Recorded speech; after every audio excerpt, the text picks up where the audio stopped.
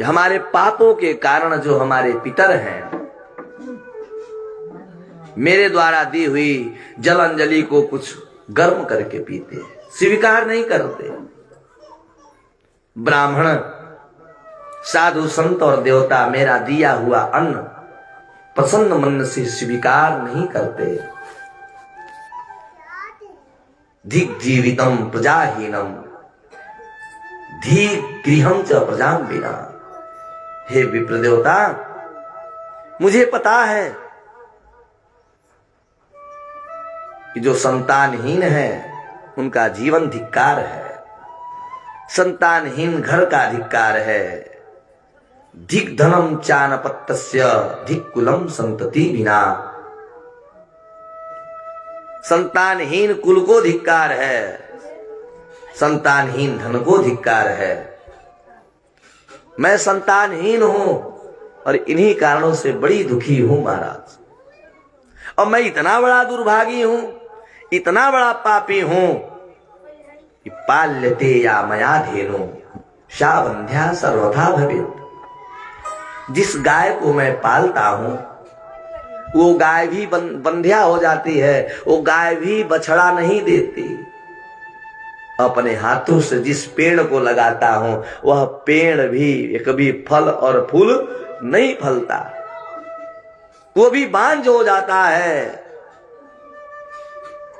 और इसी कारण से महाराज मैं आया हूं, यही अपना प्राण त्याग दूंगा, लौट कर घर ना जाऊंगा। रोने लगे बाबा जी, फूट फूट कर रोने लगे। पंडित जी कहे विप्रता शांत रहिए, मैं देखता हूं। ध्यान लगाए, बाबा जी देखे। मुंजा ज्ञानम प्रजारूपम बलिष्ठा कर्मणो गति। बाबा जी ने इनके प्रारब्ध को जान लिया और जानने के बाद कहे कि ब्राह्मण देवता, आप प्रजा प्राप्ति का मोह त्याग दीजिए। क्यों?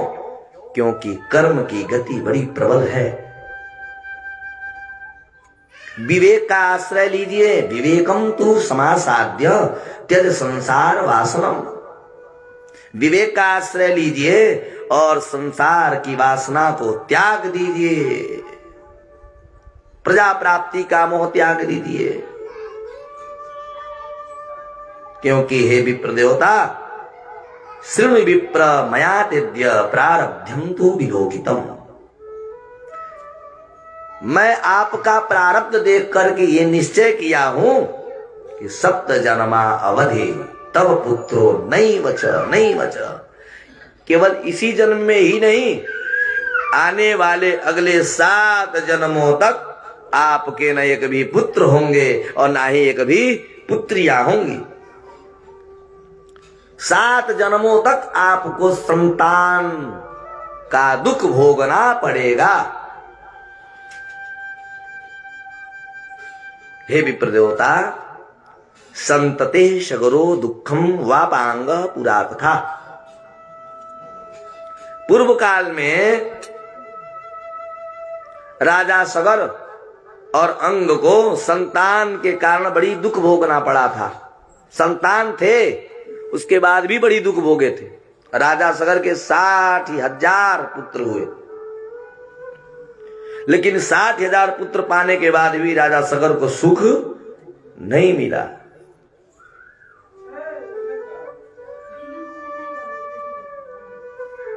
इसलिए जरूरी नहीं कि जिसके संतान हो जाए वो सुखी ही हो जाए।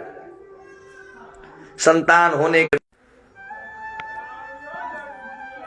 माँ बाप वृद्ध हो चले, अब शक्ति नहीं है शरीर में, पत्नी अलग किनारे व्यवस्था बनाती है, पुत्र अलग व्यवस्था बनाता है, माँ बाप का देखनहार कोई नहीं, तो इससे अच्छा चलिए भाई ने वृद्धाश्रम में पहुंचा दिया जाए।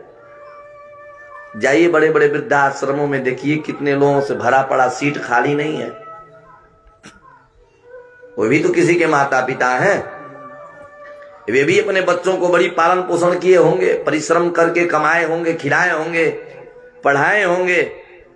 और जब पुत्र योग्य हो गया तो वही पुत्र अपने माँ बाप को वृद्धाश्रम में मृत्यु हो गई। वो फोन किए उनके पुत्र के पास, भाई आपके पिताजी की मृत्यु हो चली है। उन्होंने कहा, आप पिताजी माताजी मरे या जिए हमसे कोई मतलब नहीं है, हम अमेरिका में हैं, आ नहीं पाएंगे। फिर उनके पुत्री के पास फोन किया गया, वो बोली मुझे आते आते तो 10 दिन लग जाएंगे, मैं ऑस्ट्रेलिया में हूं। उनके सभी नात रिश्तेदारों के पास फोन कर दिया गया, सब लोगों ने जवाब दे दिया। अब वह सब अनाथ हो गया।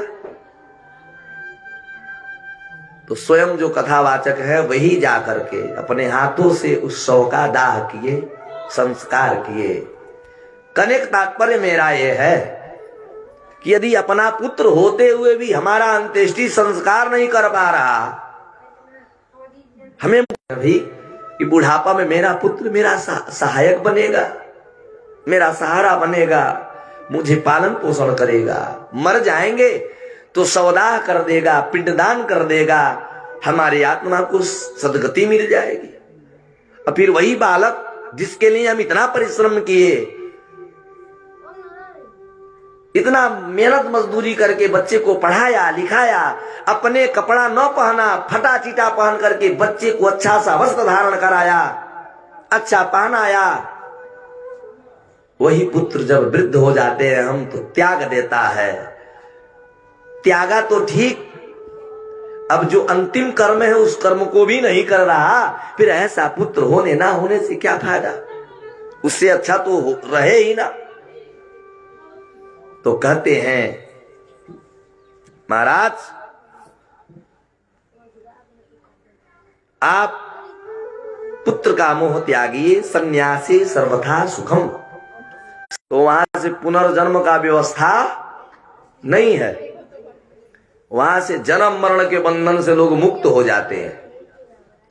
जब भगवान में प्रीति हो जाएगी और जन्म मरण के बंधन से आप मुक्त हो जाएंगे, दोबारा जन्म होगा ही नहीं। और जब जन्म नहीं तो आप हमें बलपूर्वक पुत्र भी दे सकते हैं। पुत्र दीजिए, नहीं तो अपना प्राण त्याग देंगे। जब इस प्रकार से विप्र देवता शोक से मूर्छित होकर रोने लगे तो बाबा जी बड़ी समझाए बुझाए, इन्होंने माना नहीं।